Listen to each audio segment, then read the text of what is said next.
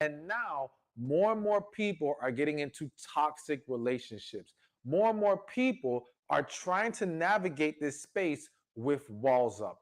But I always say the same walls you have up to protect you are the same walls blocking your blessings. This quote by Maya Angelou that says, "Love recognizes no barriers. It jumps hurdles, leaps fences, penetrates walls to arrive at its destination full of hope." So, what are we talking about today? I want to give you the best relationship advice ever. All right. This advice is going to change your life. This advice is going to help you in your relationships and help you receive exactly what you're looking for. Now, real quick, of course, I want you to subscribe to the channel. Comment below what's your best piece of relationship advice. All right. And be sure to share the video as well. Now, here's the reality in love and relationships, we're all trying to figure this thing out. Well, I feel like I got it figured out, but that's a whole nother story. Anyways, listen, and I'm trying to help you see more clearly how you need to better go about your relationships and how you can more effectively approach it. The reality is there's a lot of bad information being given out there. A lot of people are leading you on the wrong path. Some of it has been your own family members, your friends, or you're letting your own past negative experiences shape your perception of love and relationships. And now more and more people are getting into toxic relationships. More and more people are trying to navigate this space with walls up. But I always say the same walls you have up to protect you are the same walls blocking your blessings. The reality is this: you cannot fully give love and receive love with walls up. You're hindering the flow of love in and out of you because you're holding on to fear. You're holding on to anxiety. You keep replaying what you've been through rather than resolving and healing from it. That's not going to work. You've got to let it go. You've got to be willing to be fully vulnerable if you want to receive love. So, this brings me to what exactly is the best piece of relationship advice ever. And that's to love with all your heart and hold nothing back. Now, for some of you might be thinking, oh, hell no, because last time I tried that, it got me hurt. Let me explain something to you. Loving with all your heart isn't what got you hurt. Dealing with the wrong person is what got you hurt. Trying to be in a relationship before you or them were truly ready is what got you hurt. But letting the love fully come out of you, that is not the hurtful part. But here's the reason why that has to happen, and it's the best piece of advice you could ever embrace. If you want to truly experience a relationship at its full potential, you've got to let it all out. You got to love with all your heart. And in doing that, you are going to expose what that other person is really about. Follow me here. When you hold back, you validate them holding back. And now trying to determine and see where they really stand becomes a lot more clouded and becomes more difficult to read. And also, it becomes harder to read because you're trying to evaluate things through a broken lens. When you haven't healed, your vision is blurred. You can't see things straight. So, first, you must create the love within you through healing. You must create the love within you through connecting to God, connecting to your spirit. When you fill yourself up with love, now you can see everything more clearly. And now you go into a relationship giving your all, holding nothing back, not taking tabs of what you did. Because in giving everything, the other person has two options: step up to the plate or get the hell on. That's it. They cannot anymore validate their lack of effort. They can't validate their walls being up when you are letting it all flow out. So if you want to really see what they're about, love them with all your heart. But here's the beautiful thing. If they show themselves to be on the same plane as you, to want to match your energy, match your effort, now you two will have the most amazing relationship because you're both giving your all to each other. And if they're not going to step up to the plate, You're going to expose them so fast that you won't waste months and years in dead end relationships that only damage you further and keep you in a negative cycle. Stop holding back.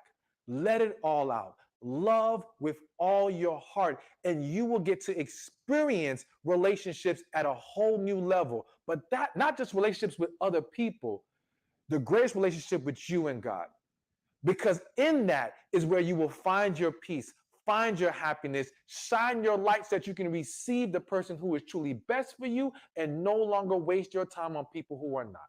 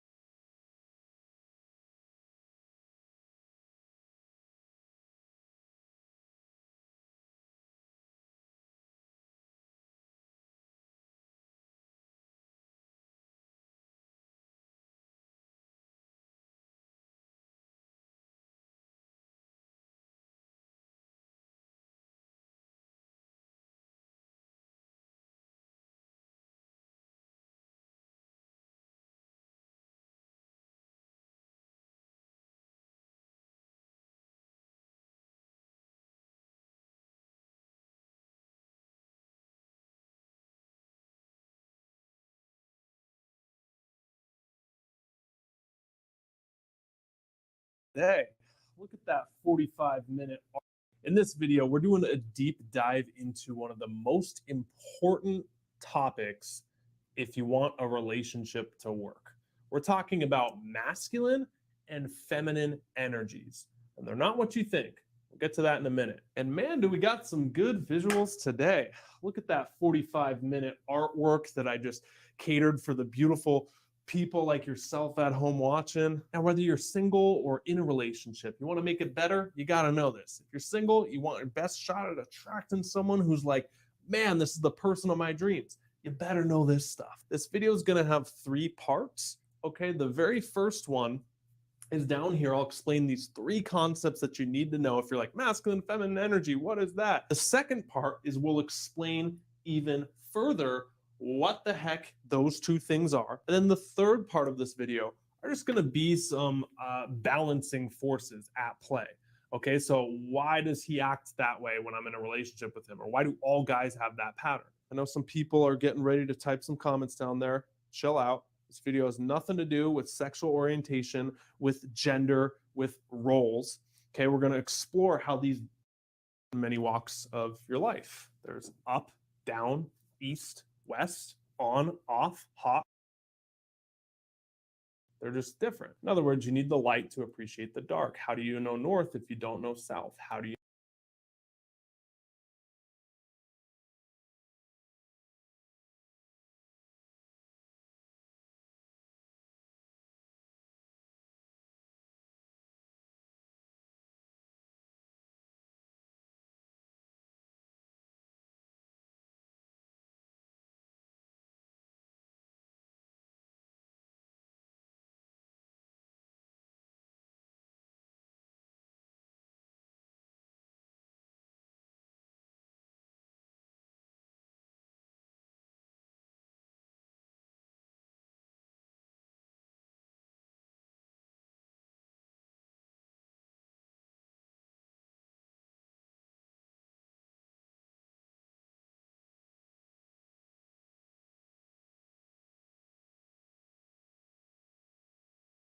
Before that, for those of you who don't know me, I am Troy Spry, certified life and relationship coach, speaker, and author of the book.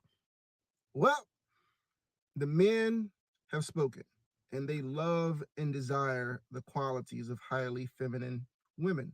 And I'm going to tell you why, and I'm going to tell you what those qualities look like. Before that, for those of you who don't know me, I am Troy Spry, certified life and relationship coach, speaker, and author of the book. Teach Me How to Love, or What You Don't Know Will Hurt You. If you don't have a copy, go get a copy via Amazon. Now, let's get into this. So, ladies, understand this. You've asked what men desire. I'm going to tell you what men desire. So I need you to listen without defensiveness, right? Understand this number one thing. Your femininity is your superpower. It is the thing, the aura that you give off that will have men eating out of your hand. But for so many of you, you haven't really been taught femininity, because I get it. You were taught to survive, to be strong, to be independent. You were taught all these things, but a lot of times you weren't taught or shown how to be feminine. So I'm gonna give you 7 quick little qualities of highly feminine women that men truly desire. So let's get into this, right? Number 1, learn to receive with grace, right? What I mean by that is highly feminine women do a really good job of sitting in their femininity and receiving. So whether that's love, whether that's compliments, whether that's gifts, whether that's his time or his effort, whatever it is, being able to receive with grace, right? So receiving meaning saying simple things like thank you and I appreciate that, and receiving what he's trying to give you, right? It makes a man feel valued. It makes him feel good about himself. It makes him feel masculine, versus when he's got to fight you all the time on the things that he's trying to do. If I'm just trying to love you and you won't allow me to love you, I'm trying to give you things, you won't allow me to give them to you. I'm trying to compliment you, but you always come back, with something negative about what I said. That is not a receiving feminine energy. So that's number 1. Learn to receive with grace, right? Number 2, look good and smell good. So yes, that means take care of your body, take care of your nails, take care of, all that self-care that you need to do to feel good and to look good. Do those things. They're attractive. Men are visual creatures. They want to see you look good and they want to see you smell good. It's something about a woman's scent. When she smells good when she walks in the room, or she smells good, when she lays in the bed. Those are highly feminine qualities. We don't want you to let yourself go to the point where you're so busy being a boss and all these other things that you don't take the time for your self-care. Your self-care is attractive to men. So take the time to find clothes that fit you well, find clothes that, that colors that look good on you. You know this better than I do. I'm not an expert at this, but what I am telling you is when you look good, you feel good and you give off good feminine energy. All right. So that's number 2. Number 3, learn to be sensual and flirtatious. That is sexy for a man, to see a woman rest in her feminine energy where she's sensual and flirtatious. Not this homeboy stuff. A lot of you have been taught that you should just play it cool, right? You do stuff like call your man bruh and bro. Nah, you're not my bro. That's not what you are. I want you to be a woman, and men want you to be a woman and to be sensual. You want to get put in the friend zone? Start acting like a homeboy. That playing that cool stuff, that gets you put in the friend zone because it's resting in masculine energy. Feminine energy works. Be sensual, be flirtatious. Find someone to help you learn how to do that because it's an attractive trait, right? That's number 3. Number 4, please hear me. Learn to get along well with others, right? If you are always not being able to get along with your friends or with people at work, all those things. If you are finding yourself never being able to get along well with others, I'm telling you right now, it's not attractive and it's not feminine, right? You don't always have to be the one that's a part of the drama, right? Learn to get along well with others, because then that lets a man know that he can take you places with him. He can put you on his arm and you will always be able to hold your own and fit in and be liked, right? Get along well with others, right? Number 5, and some of y'all not gonna like this, but I'm gonna tell you anyway, speak softly, right? I understand there are times and places where you need to be in that masculine energy, right? You need to be in that where you need to speak a certain way. But I'm telling you, being able to speak softly and have a lower tone, those things are attractive to men. Always being the loudest person in the room is not necessarily the most attractive thing because it doesn't feel feminine, right? Learn to speak softly and speak kindly and turn it up when you need to, right? There's some times where you're gonna have to search yourself, but naturally just speak softly and speak kindly to people. That is attractive, right? Next one, number 6, is learn to listen, right? That's a part of that receiving energy. Learn to listen. You don't have to combat everything he says all the time, right? Listen, listen, listen. He wants to feel heard. He finds it attractive when he feels heard. He often doesn't have a place to talk other than to you. So learn to listen and receive what this man is saying versus always combating and deflecting and being defensive about everything, right? And then number 7 is just be in an appreciative energy. Appreciate the things that he's trying to do for you, right? Appreciate those things. Say little things like, thank you, you did a great job. So that supportiveness, right? That nurturing of his ego, all those things are important to a man, right? So those are the top 7 things I can give you right now. I'm not an expert on femininity. I'm not an expert on being a woman, but I am an expert on being a man that gets turned on by feminine women. And I know many of men that get turned on by feminine women. So you can get mad if you want to. You don't have to receive anything I say. You can say, oh, he's trying to change us. He's trying to, make us feel small. Or you can say whatever it is you want to say. What I'm telling you is men have spoken, and masculine men desire the qualities of feminine women, right? You can listen to it or you don't have to. But if what you've been doing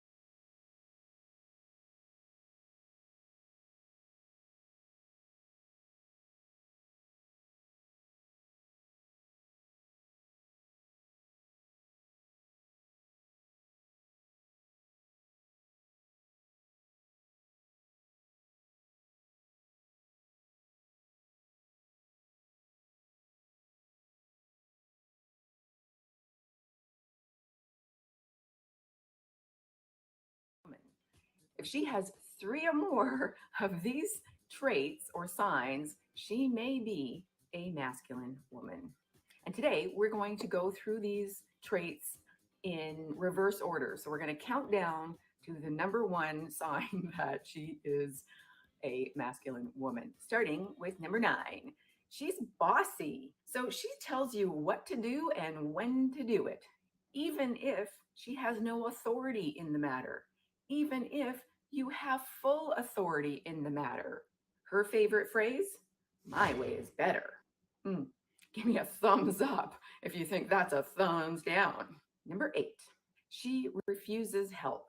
There's no way in HE double hockey sticks, HE double hockey sticks, yes, there's no way in HE double hockey sticks that she is going to let you or anyone else help her, even if it doesn't make sense not to accept help, even if it causes her inconvenience or angst to not accept help.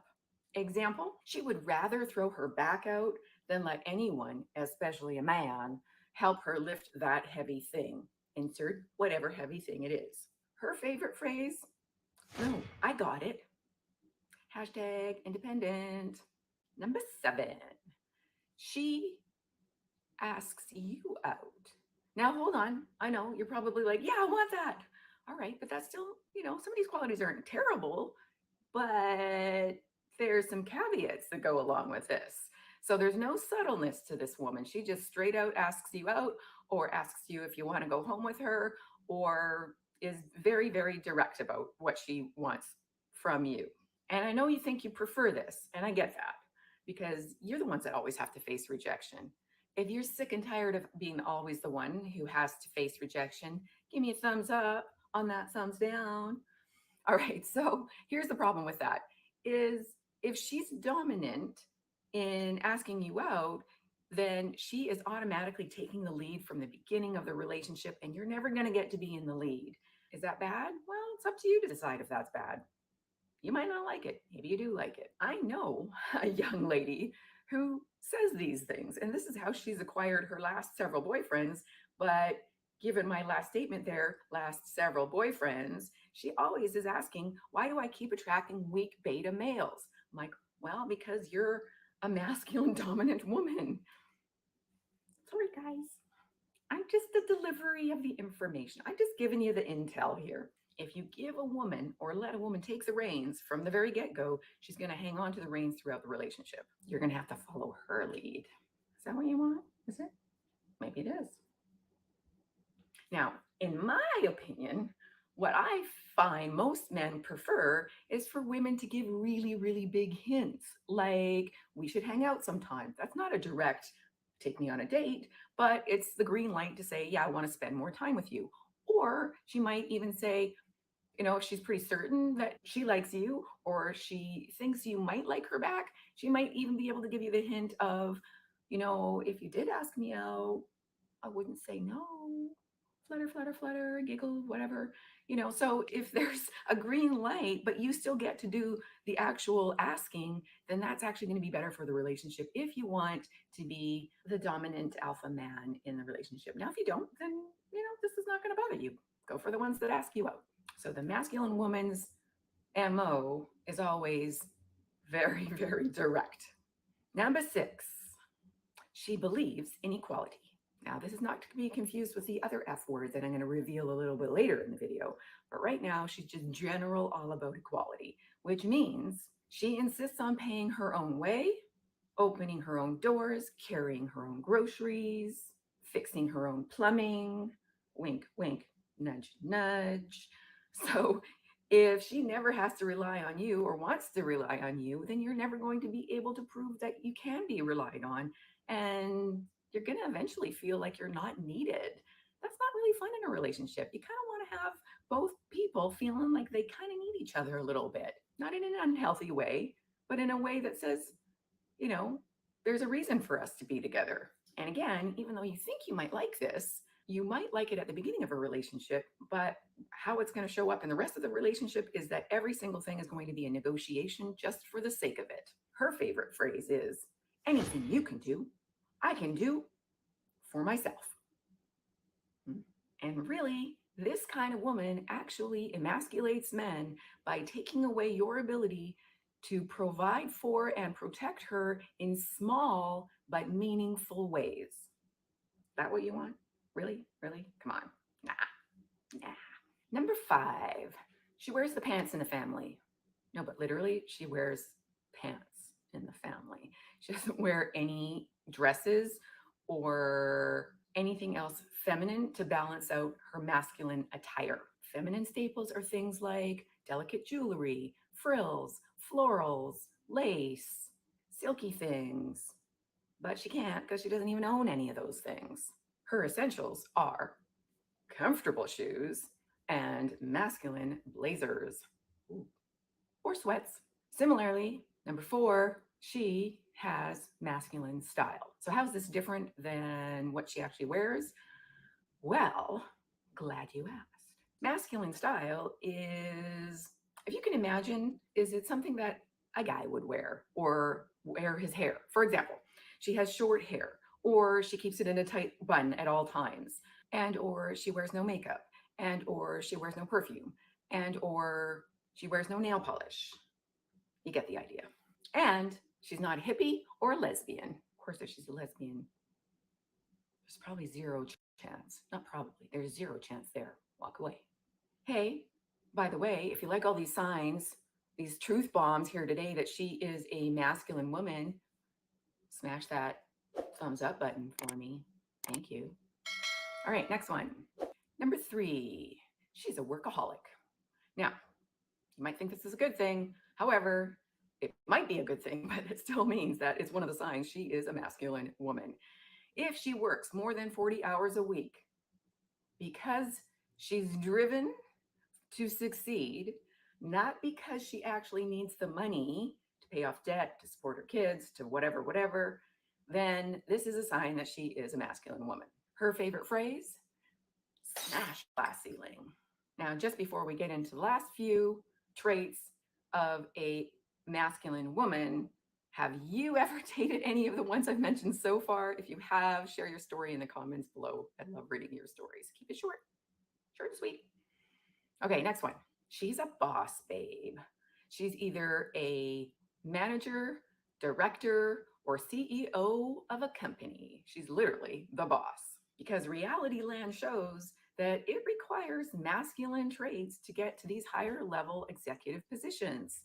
In fact, her favorite saying, if you ask her what her favorite position is, she'll say CEO. Being able to plan, direct, lead, delegate, pursue, accomplish, achieve, all in a timely manner, are qualities required to excel in the business world. Masculine qualities. The vast majority of women in these fields have a really difficult time leaving the boss babe in the boardroom. She will bring that bleep home to you. If a boss babe's favorite saying or favorite expression is the finger snap or finger roll to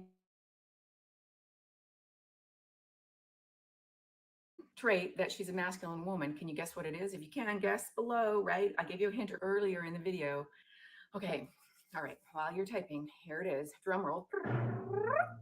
Yep, you're right. She is a feminist. Woo! Not just any kind of feminist, though. She is a self-proclaimed Naomi Wolf book reading, Jordan Peterson hating, third wave flag waving, male emasculating, trigger happy Karen feminist. Sorry to any of the good Karens out there. Her favorite phrase is the patriarchy. If you hear this term, then cut and run. Just cut and run. Now, if you want to know how to handle a dominant woman, then you want to check out my video on, you guessed it, how to handle a dominant woman. Did I miss any?